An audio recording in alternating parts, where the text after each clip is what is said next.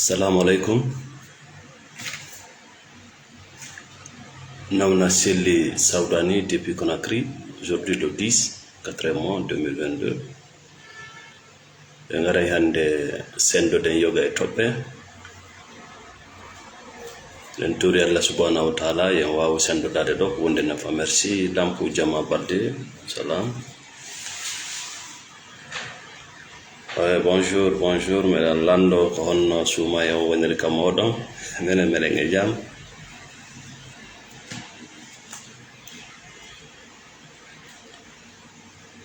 Kanyalorma do siko dum Allah muy partager vidéo on partager waaw sendo dade yogo e mujo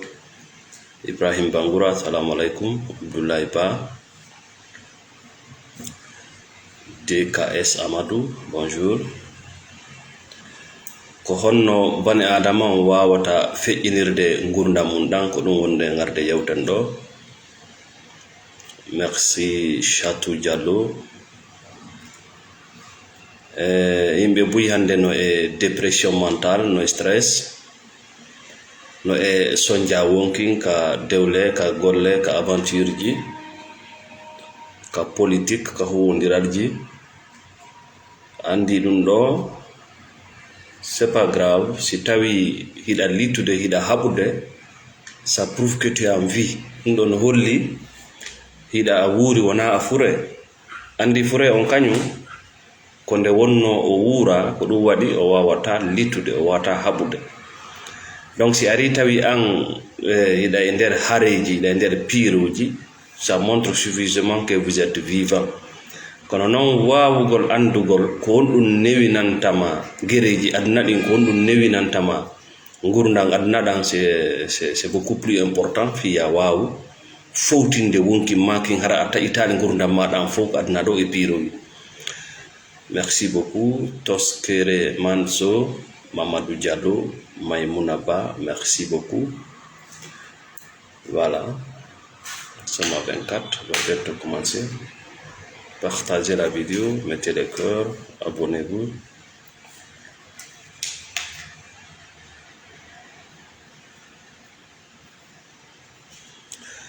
Merci Ousmane Ba. Naam, si tawi bani adama on ko yo gurdam maɗa no wodi ko duwaɗa famde. No wodi piiji duwaɗima laaɓande. Andi fillitagol sa'i be alhaali goto probléme goto muskilaji goti yangol toujours e probléme goto no holli o tigi ala ɓeydade. Toujours ko façon yimɓe gotum fottata e mum no janfadema no wullindema ma ko alhaalaji situation ji goti wonɗa yande mum ça prouve suffisamment que ala wadde ko wiyete kon travaillement.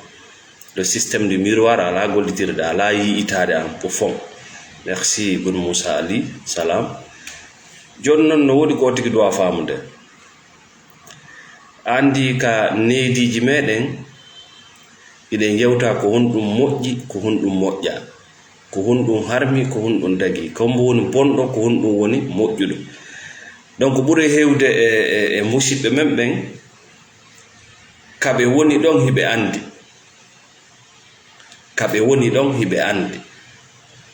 kaɓe woni yawde ton yela maɓɓe on ma ko ɓe faala kon ɗum ɗon kadi hiɓe andi ko ɓe yeli kon ka wonki maɓɓe wonugol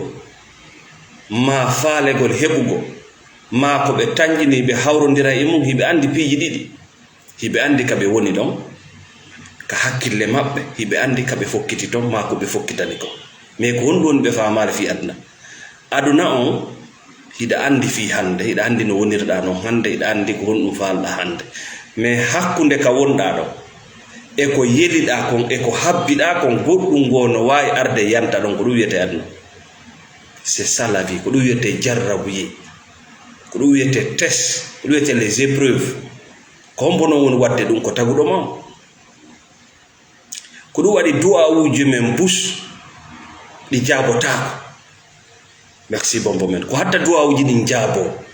ko parce que en mettinanayi woni taguɗoɗo en a mettinanayi woni Allah taguɗo ma ko ɗum ɗo mi habbi wona ɗum ɗo mi habbino komi toñaɗo wona ni duwa wonirde a mettinanay woni Allah subhanahu wa ta'ala tagnuma Allah wi kanko himo andi ono ngo ganda kono waɗirta ka hakkille ma ɓay ko ɗum ɗo janganɗa ko ɗum ɗo wonoyta kon ɗum waɗirta ka hakkille ma ɓayna a toñowo a hawrodirta e toñe kon ɗum waɗanta ka hakkille ma an ko a moƴƴo ɓi waɗi o hawrodirta no adna on nani yarata kala jogiiɗo sifa ɗi pensé ji ɗo o wonay ka poubel adna ɗo yo mayde so accal mi innima aduna on hakkunde ka wonɗa ɗo e ko yeliɗa kon ko miija kana suppito ko ɗum wiyete aduna hakkunde ko wonɗa kon e ko fokkutuɗa wonugol kon hiɗa wona ko a miija. Merci ma chère Fatoumata Baldé pour le soutien, merci beaucoup. Merci Moutar Diallo. Wawugol non jaɓɓorade ɗum ɗon juuɗe ɗiɗi accepter la situation ko ɗum ɗon woni wawugol feƴƴingol aduna. Andi janguɗo no tagi no harmi no moƴƴi moƴƴa no mbawlima no rawni on ɗon o wawata acceptude situation ko habbaki o jannaka aduna on wona no miijorɗa non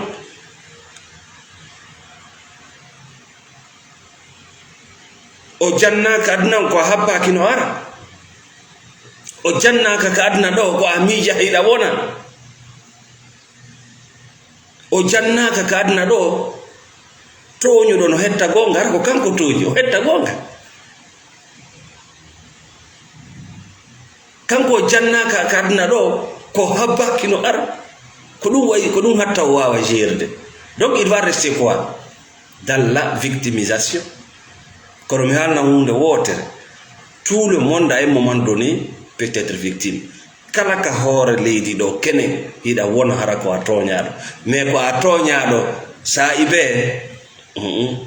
probléme on koye ma woni mo kala ka hoore leydi ɗo no ala kene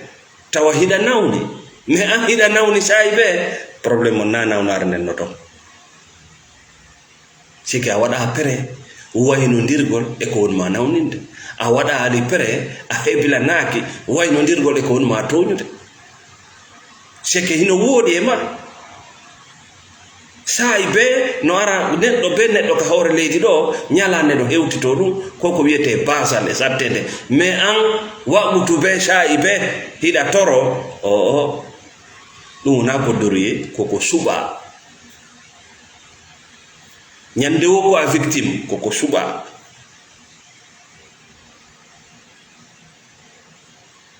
sina ɗum aduna on Allah ko holli en ça change non aduna on koko change ndirta ko ɗum non tuuni gonga le monde change chaque seconde si tawi kama ala change de c'est que tu t'es planté avec un choix ko hunde de suɓiɗa joni hakkunde ko wonɗa ko e ko yeliɗa wonde ko e ko habbiɗa wonde ko goɗɗum go suppitike ɗon ko ɗum wiyete jarrabuye ko yimɓe ɗiɗo noon fayda marɗe ko si jarrabuye yalti amma si en agressif ko haɓowo hunde nden ma ko takkotoɗo ko ɗin ɗon ɗiɗi marɗe fayda kamen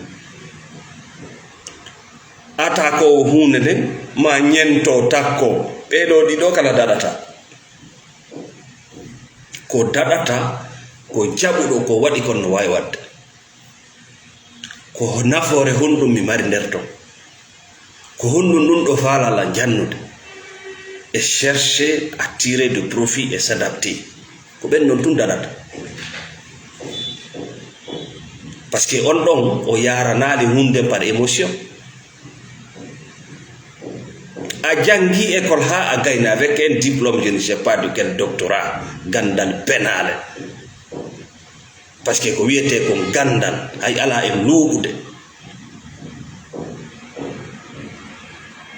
donc hiɗa habbino wonugol no gasa ho cadre mi anda ko no habbiɗa wonugol mais a yejjiti a fuɗɗaki e aduna o a yejjiti ko penale wonaɗa jannade wona gonga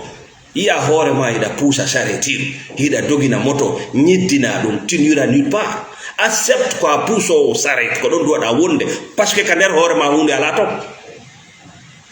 fuddo gurna mada nge ndu saretir e jippingol den dolle fuddo don accept la réalité no wodi millionnaire be hande ko don be fuddi c'est ça la vraie vie hida nyiddina dum motor ndu wonda doginde hida suudo yimbe tinira nulle part hebata kalis.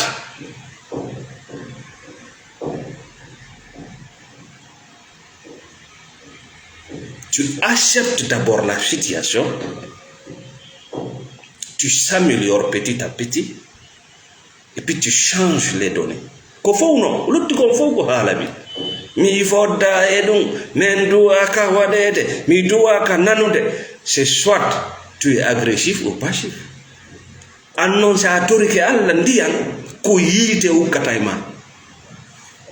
An c'est à torike alla okora ndiyan. Allah dandang wo problem ko baba problem on waddata o lancay fima dandi fi yondo parce que jarrabu ye mo addama on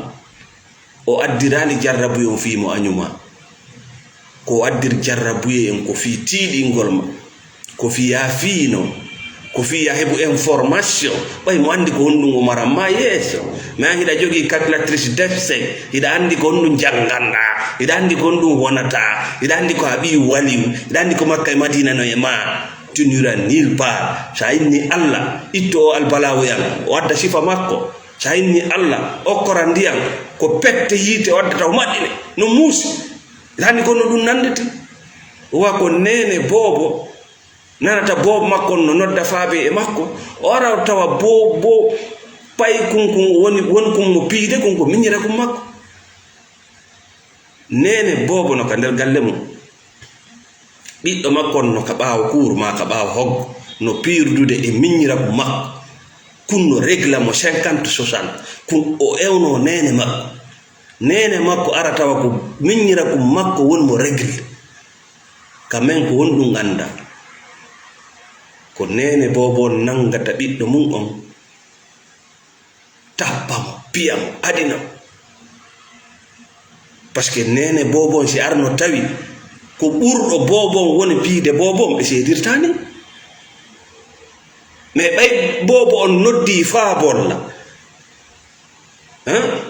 e minyira ko makko o bonni endu nene makko o bonni dambirada o bonni nyamete be makko o bonni dimu fami mabbe o donc si be ari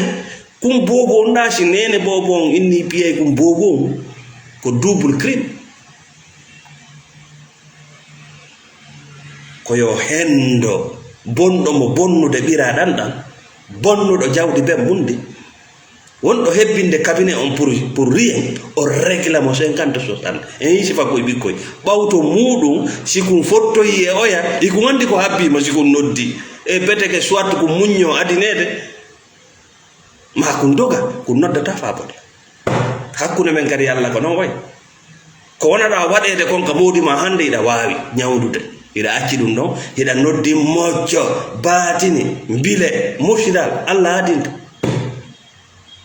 God give you that power to solve that problem Allah no jonnuma dole nyawdugol kala problem mo waddamma wida gaynata ano wida to nata wida to nyede fi honnu hida finande bonde no dagi no harami no moƴƴa no rawni no bawdi ko gonga kaka fenan na dum woni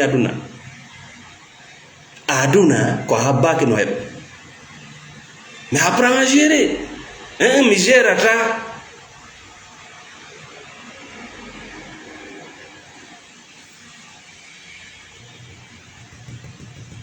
merci Mohamed Lamine Balde a gérata tu peux pas gérer ma ya attaque hunde inna détruisane ma doga takkoda tout ça c'est pas la solution Oumou Lévis Diallo la solution c'est accepter Kogebal tu acceptes d'abord tu acceptes ta situation rak bottom a memi ngantiyon jabu ko don wonda jabu On ne peut pas changer ce qu'on n'a pas accepté. Ko honno no goɗɗo changer ɓaawo acceptude wona yewtireji ɗi yewtotoɗa ɗin ɗi yewtitotoɗa ɗin changer ma ko yewtireji yimɓe ɓen changer ma kaari ko a bepperi ko non woni kaari ko a dammol ko non woni kaari ko a fus ko non woni kaari ndaari ko gollata est ce que iɗa fodde ɗum ko non woni yewtireji maɓɓe ɗin ko ɗin changer ma hono sa jaɓali ɗin ɓe inni ko a dammol a inni ko a malaika ɓe inni ko a beppere a inni ko a mango tu vas jamais changer kala gaynuɓe haaju hande ko yaaɓaɓe rewa e hoore ko jamfaɓe wullina mais ko ɗum waɗi ha si ɓe gayni ɓe inni ko komi wi'a ɗo komi ɗum donc il commence à changer ko ɗum woni jaɓugol goonga fi honno kammugo nge leydi ndin ko tippude e goonga taga sa jaɓi goonga tu a la formule magique sa jaɓali goonga a yiiday e paten sa jaɓali goonga sa waynodiri e oɗo a yiiday e sifa makko kadi sa jaɓali goonga ɓe sa'irta tawya Allah mo sa'e ko ɗum wiyete jahannam ko honno waɗi sa torke Allah yo yaltina e fitina o wadda fitina ɓurɗo on par ce que mo andi fitna mo wadda ma on hiɗa gayna hiɗa towna ɓiɓɓe ɓe jonnumaɓe mo andi ɗa wawi wondude e maɓɓe konno hawkantaɓe jawdi ndi o jonnuma ndi mo andi ɗa wawi gerde ko anno gera les problèmes aussi sont comme ça c'est à gérer pas de gérer problème ma sa wi a wawata gerde probléme ma o adina on gérete ko ɗum waɗi sa torike Allah itto o fitina e hoore am o adda si ɓuru makko par ce que ko yawre wonɗa hollude Allah a wiya woni Allah gaynata ndaari machine mo jonnuɗala o gaynata ko ɗum dawide Allah a gaynata si a wi'itike a gaynata ko Allah wiɗa o gaynata par ce que sifa ma no gaynude ala ko mi wawi ko Allah wonɗa wiide ala ko wawɗa par ce que sifa ma no waɗude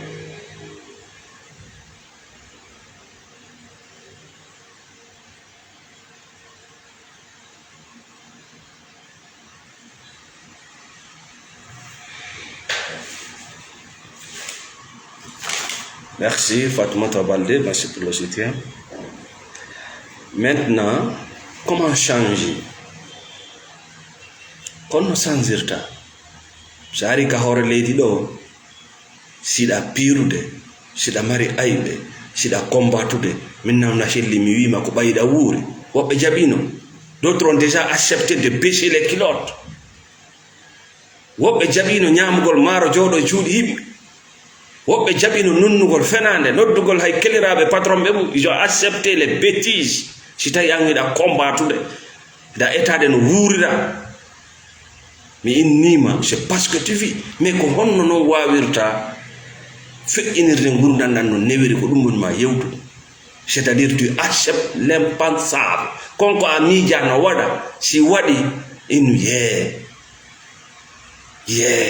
quelle expérience mi innima min kam mi woni ɗo hande no wodi fitinaji albalawji yanayɗi e hoore am tamiɗa hersi wigol Allah itto e hoore am fi honɗum miɗa tooli ko o jonni lankon mi gaynay ko ɗum waɗi ndaaru ɓuranan o fo pet makko a yiyata annabajo gooto no duwo ɓaawo gonde hiɓe huli wota ɓe duwo ɓe ronka gollude Allah sikka ɓe yawoto mo woni koye ɓe gollu ɓe duwo duwawuji kadi raɓɓuɗum si duwawu juuti dogu pottoɗa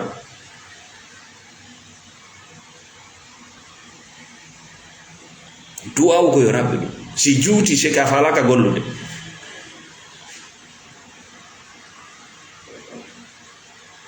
awa c'est vrai sa falama ŋañade a noddata goɗɗo a falama hoyde ɗaɗi a noddata goɗɗo a falama ɗanade a noddata goɗɗo a falama yawde hurgo a noddata goɗɗo mais miɗa jiiɓi ko honno fi jawdi hiɗa nodda haɗa fala kaalisi hiɗa noddude way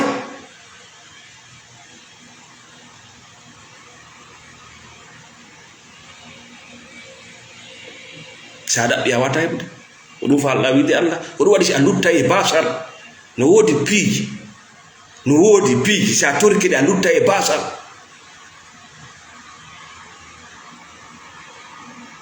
sida waawi waɗata ka reeduma siɗa waawi pattu ko gosorta siɗa waawi sabunde nde gollitirta siɗa waawi ko boba ma on ñamata sa noddi ɗum a lutta e basa siko ya tenu siko ya rondo ya waɗa par ce que hara yiɗa wiide Allah gaynata daari machine mo jonnuɗala o gaynata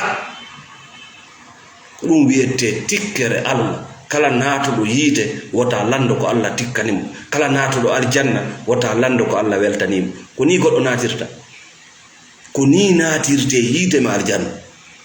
sadi arda e machine ma on yawmal qiyama Allah darata ngi golli few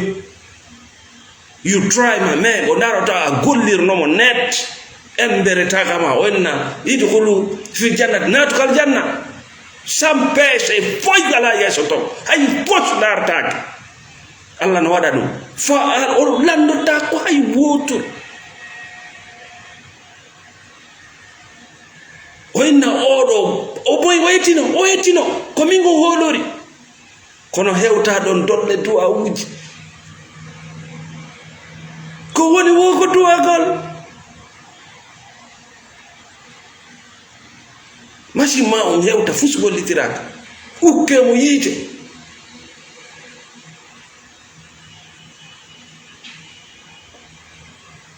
Allah dandu en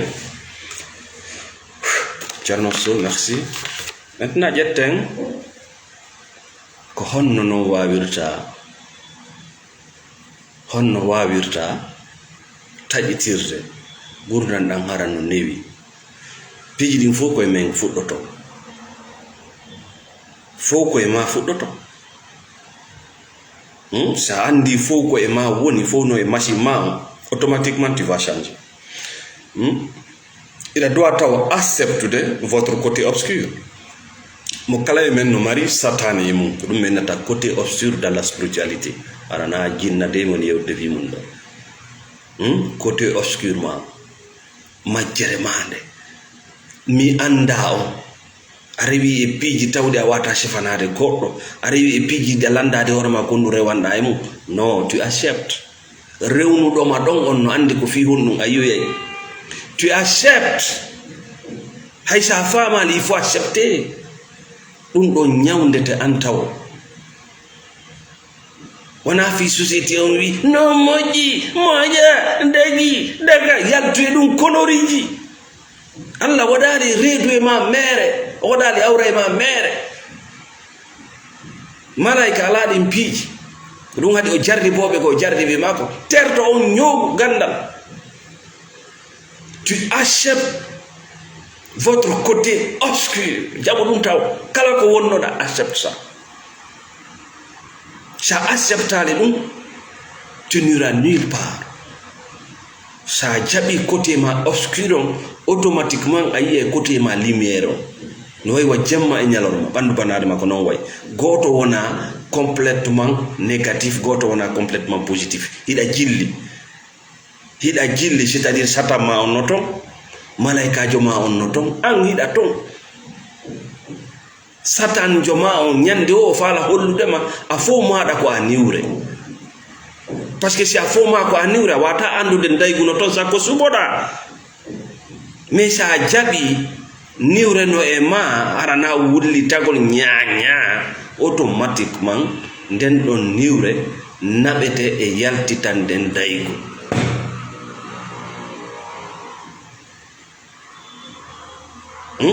Ko jemma on Allah atti tawude jemma on jibini nyallanga jemma on no mari place e gurdam maɗa jemma on c'est la mort ko maydene nyallangal c'est la vie ko ɗum waɗi bana adama so jaɓali yaltude e jemma makko on haray ko o maayi ɗo woni jindude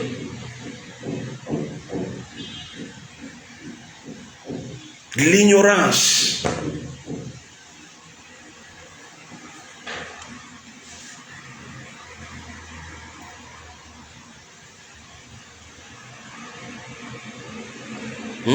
si a faami ɗum ɗo, dès que tu acceptes ton côté obscur, ɗum ɗo no wawma naɓude ko ɗon ko véhicule ko ɗon woni expérience ji ɗi rewɗa ɗin fof ɗi expérience ji kano ɗi ɗum fof ko information, ɗum fof ko jawdi. Si tu sais exploiter ko jawdi, c'est ko noon sa hersiri haray tu e foutu. Si a naati e felugol yimɓe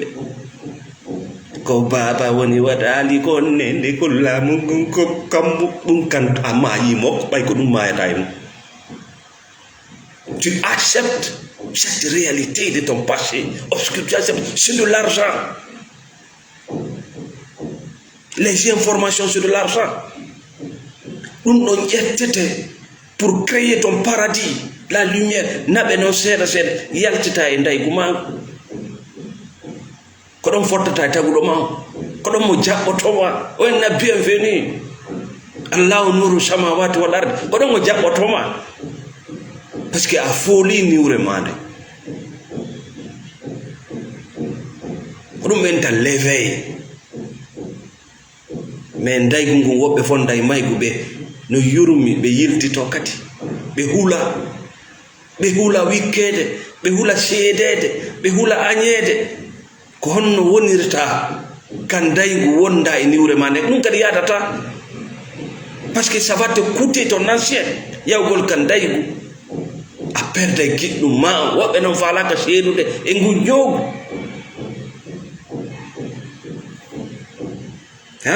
Ko sa hewti noon kan ndaygu, sa gayni jaɓude ɗum ɗo, anda tu n'es pas parfait. Anda waɗuɗo rewnuɗoma e ɗum ɗo on wonki maaki e aduna ma on e jungo ma on no jakari no e jungo makko. Il t'a pas oublié. Il t'a pas oublié.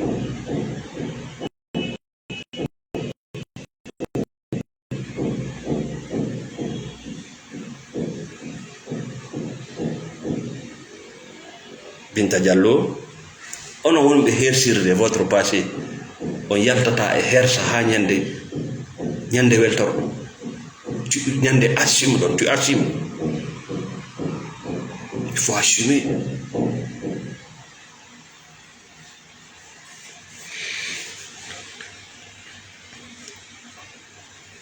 La perfection n'existe pas pour nous. Allah tumun timmuɗo kala ko o tagi ɗaɓɓi ɗon ko naafigi ɗaɓɓata ɗum, ko naafigi ɗaɓɓata wi'ede no laaɓi. Wala to jakku anfusakum ko ɓurana wi ɗum, wota on ɗaɓɓu perfection par ce que na ko hewtata. Wota ɗaɓɓu wurinna na ko hewtata. Ñande o no woodi ko duwaɗa combatude loota hoorema, ñande o ɗa toñine sabunde hay so on julde makka hiɗa mari ko ñoli e ma ko to waɗa change de bimbi Allah wetu ɗo sa sanzali ɓeydoto.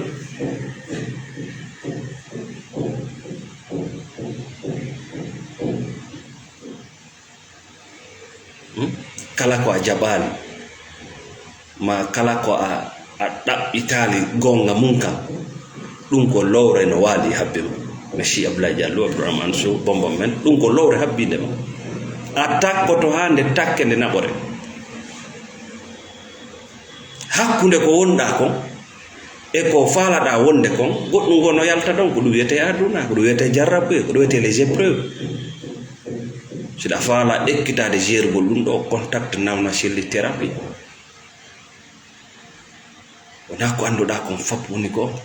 wona ko nafuma kon fof hanki nafay ma hande, ɗum kadi no janfi bu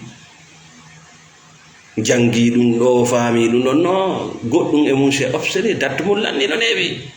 ko ɗum waɗi o politique ñolɗo quand même ɗo, c'est comme ça, ce sont des politiciens jadi koko date mum lanni,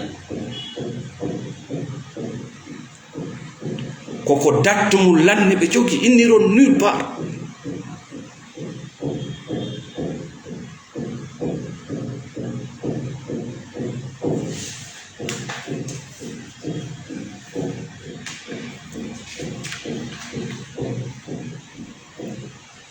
Voilà, solution ɗin mo joni si hunde heɓima sa etike a waɗi ko wawɗa kon, wara na nafiɗi yaga se goɗɗum yani e ma ko habbaɗe. If you try your best, sa waɗi emberetaga ma haray a waɗi ko yonata ko. Allah ko ɗum ɗon ɗaɓɓi. Allah ɗaɓɓa ya wi a ñawday, mais eto ñawdugol bondude e anni e ber ko wawata kon o ndara o tawa hiɗa eti dati seno haray no yoni ka makko. sa waɗi ɗum ɗon automatiquement kala résultat yaltoyɗo ɗon jaɓu. a woni ko positif woni ko négatif jaɓu. si tawi tum ɓawa etade hay newgol ɓiɓɓe maɓe ɓawa etade no etortoyno a itti hujja waɗi ko wawɗa ko ka yaltoy wo jaɓu. o tawi no nani no ɓikkum ɓe arda e mission mum kan woni famani mo kala arda e hoore mum nden e mission mum ko on ɗum waɗi Afrique no wayini. parce que mo kala ko ardi e mum kono no ƴetti ɗum ɗon walliniɗa ƴetti programme ji yimɓe no cewto gaynata fus bana adama ɗanninama o gaynata puuttere o gaynata ko addiraɗa fi mum ko mission ma hiɗa andi no e ma hiɗa andi no wele sa ukkike mum ɓernde ma nde no waali a wallini ɓay welata yumma e baba e musidal e kammu e leydi welata yimɓe a jokki ko welata yimɓe ɓen ko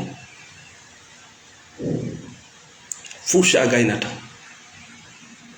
sona wullitagol e haacugol c'est pas ta mission. Hey, sa immike ɗo joni a yehi a soodi bagi a yehi a waɗi sur mesure sa wattike on bagi a wullitotako mais sa yehi a ƴetti prêt à porter sona tumbal ngadi ko dole kongun no ngadi sona no ko wona fima ñoƴira kori ko conforme si ati numéro wi goti ño'ane yimɓe wulure si hawrodiri e mum awa. mais sa yehi kam haakite a soodi bagi mo faalaɗa a inni coton ɓe yaltini a ndaari qualité mo faalaɗa a ndaari couleur mo faalaɗa a yi tayerjo mo hooliɗa o waɗima mesure ɗin jonji e jonji prêt à porter na wattan nenen na goto. la vie c'est comme ça. sa yani hoore ma ka makiti a soodi maafe ko faalaɗa condiment ji ɗi faalaɗa a ari a defani hoore ma bappa jawɗo naati restaurant na goto ñamoto. Probléme on na ɗon woni suɓiɗo sur mesure e suɓiɗo prêt à porter mo kala ko suwa ko ka wullitagol Allah halkayma a falano ka ya ɓitto hiɗa andi ko sur mesure ɗum waɗa acca ɗum ɗon ɗon yaha sooda prêt à porter ɓay ko ɗum welata jaɓa yaha non e wigar yalla yal o halkete net par ce que ko yawre wonɗa hollude Allah. o innama sa yahay ero hino laawol laaɓugol hino laawol ngol laaɓa acca ko laaɓi ko ƴetta ko laaɓa ko yaha naata e car réfugié wullitagol wultora fiyon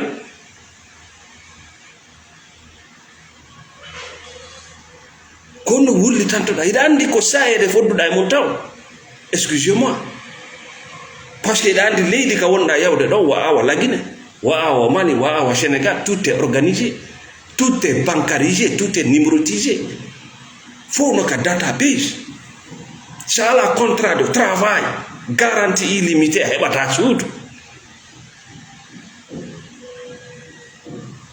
Ça a un comportement qu'ils vont te sanctionner. Il y a un compte bancaire. Comment vous le dites? Quand on doit avoir un, ngay kakabe wadu ma don ko don doa dawol. Hiɗa andi ko honno sonnajo jombirte. Allah no suɓani ma sonnajo mo jombata. Hiɗa andi ko honno wawɗa. Hiɗa wawi suɓade wawɗo wano ma. So tawi a falaka suɓande Allah nde. Hiɗa andi ko honno wawɗa ko haɗi suɓoɗa wawɗo wa ma. Acca ɗum ɗon yaha waɗa ñempi ñempi. Ɗimmoɓe amɓe ko façon oɗo faala. Mawɓe amɓe ko façon ɗum ɗo faala. An a tawaka nder to yaha jomba sakuma yengere o ara o yengore noma si a torike ɗon Allah mo saete parce que tu veux jouer avec ton créateur.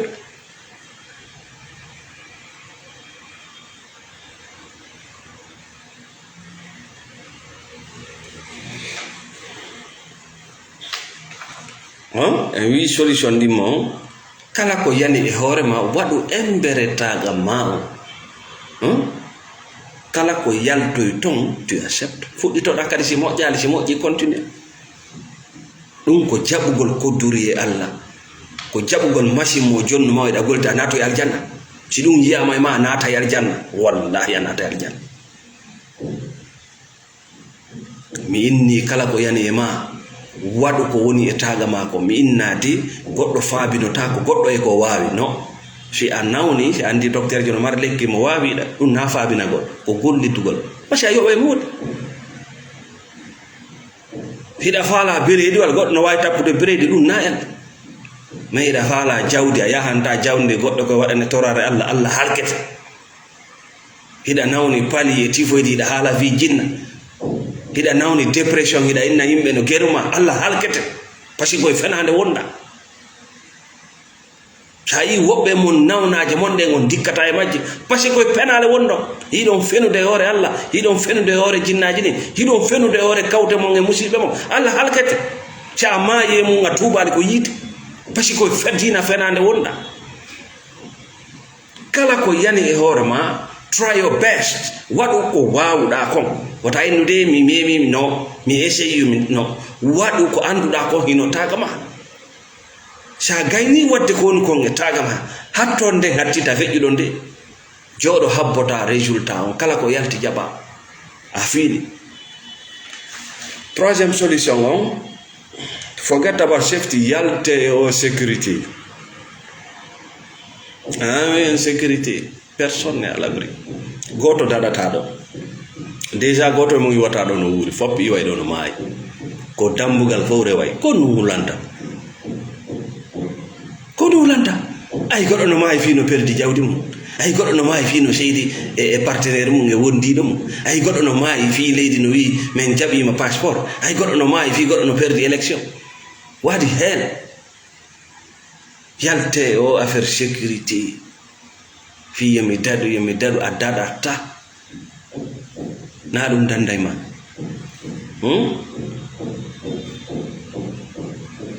wuuru ka hulɗa wuurugol ɗo huluɗo ko lagine ɗo hulɗa wuurugol ko lagine huluɗa wuurugol ɓay a inni sécurité ala awa ka wonɗa to ganda to joni si sécurité node yiya pas de sécurité aduna ko ponso pensa sécurité ala kowno kirɗi Allah dande men fitina a falaka jawdi a falaka laamu jakka ko ɗum min duwa wujuga fuɗɗo tum yalta par ce que nde Allah no frappa ngara min mi yeyi e ustage o ngabbotago doya won timma no ɗo e fuɗɗe doyde o yeyi mi falaka hala kuye mi falaka nde Jibril no ara haaca e mon noon hara min mi yeyi Allah dande fitina si Allah dandima fitina ko ɗum heɓata si Allah jarribaki ma ko ɗum heɓata jakka poko solution tataɓa o terto daɗugo daɗa jawdi andi daɗa ɗo nakkoyankoye daɗay ɗo teddugal angal daɗay ɗo no waɗu ko duwaɗa wadde kon tertoɗa terto goto daɗata waw tum gerde toro Allah e walle wawgo gerde c'est tout wuuru ka hulɗa wuurugol ɗon kala ka huluɗa wuurugol hande jawdi ma ndi ko ɗon woni ko lagine hulɗa wuurugol wallahi jawdi ma ndi ɗo ko fuuta hulɗa wuurugol ko ɗon jawdi ma ndi woni ko goɗɗum dogimma sa fewti konko dogimma ɗon a heɓi jawdi ko ko doguɗa ɗo ko ko wonɗa takkade ɗo ko baba mum waɗoyta nene ma falaka ya wonu remowo ka bemma falaka ya jokku nayi ka a yahay gollana ɗum golloɓe ɗum ɓe ture ila bimɓe ha ngemutoya ɓe jonne ko ñama e ko ñawdoroɗa si a degoni ɓe wirta hunde nde wawannoɗa waɗande hoorema entrepreneur ara hulama paake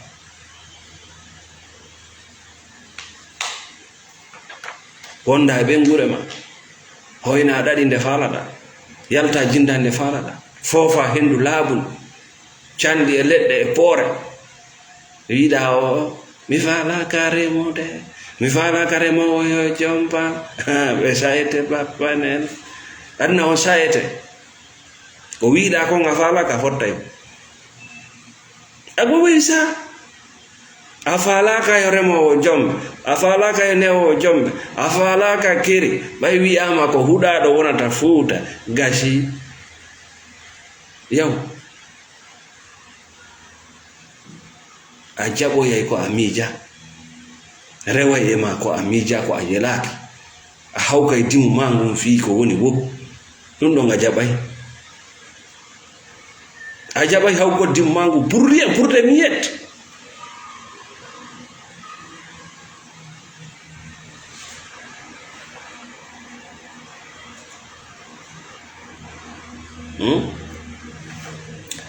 Solution maintenant, bon, merci DJ Ibrahim, merci Oumou Levis. Sida fala non dandu de horma, ida way non dandu de horma. E wi dala lala kadna do me an ida way dandu de horma. Alaikum bi anfusakum qalla biyan wonki makin no jungo ma. Allah wi wonki makin no jungo ma alaikum bi anfusakum. Tadi sécurité ma ko jungo ma woni quoi. Na ya hudu sikka ko beedaju no ko anjugi sécurité ba ko onno dadirta sida fala dandude hoore ma da fala dande wonki makin ida duwa halkude taw on mo wi'ada ya wonu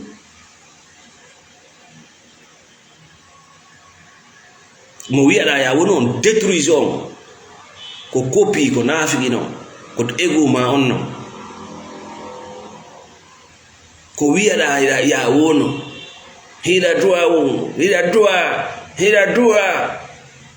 nanantage hida dua bantan hodo haji nayo naba artira fon hida dua koni dua da wonirde koni moko ba hida dua détruire de ondo wandira ma kill that shit wardun no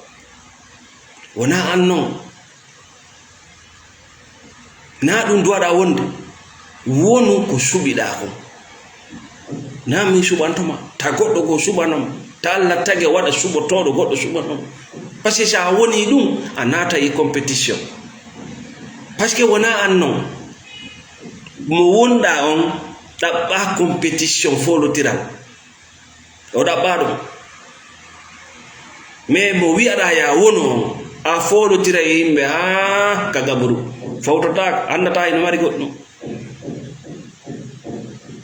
ko juutuda wuurde e ko wi'ada ya wono a buttinta aduna andata hay sa hebi goddo andata ndiyam e welde an andano wel min simda jindude do joni simda yawde mi da sennidire hendu bubundu hendu wulundu hendu harundu jogiido sifa din vitesse ji anda hendu bubundu fo no sofi kanko gore an fo gore be am ben fo handa sida mar gore na ko gore joma towni o townata baba kono non an on ida wawi change da wawi beydade nyande nyande si hande ma on moƴƴi ɓuri hanki ma on c'est satisfaisant. Donc quatrième solution sida fala dandude hoore ma ida fala wadde hoore ma en sécurité ida doit détruire halkude konko wi'aɗa ya wonu tawata moƴƴanama. Donc aray ka lannode yewtere men en salmina kala ƴettuɓe tammo jenti nawna silde sawdani et nous sommes ensemble meɗen lando on si tawi sumaye on no yawde minen kadi miɗen jokkiɗen turi Allah subhanahu wa ta'ala yo hokkore baraji muɗum mi andina on sumaye ko lekki molanake wonande ɓandu onon ɓewndi wullitare ñabbiri ñande o ñande ka wonɗon ɗo hande ɓandu mon ɗum si heɓali ko ñaama ndu yiltitoto ndu ñaamito ko ɗum woni cellal ndu ñaama cholestérol graisse sukkar bonɗo ka ɓandu mo ndu yaltina toxine tooke ko lekkele goro gara ko ɓe ñamminta o si ndu heɓali tun ko ndu ñaama ndu yiltitoto ndu ñaama hoore mayre ndu itta ko boni kon fop nerto kono noon ko si tawi a huntorali dongal boyre e sukkarde sullora dongal tew e nebbel no suumaye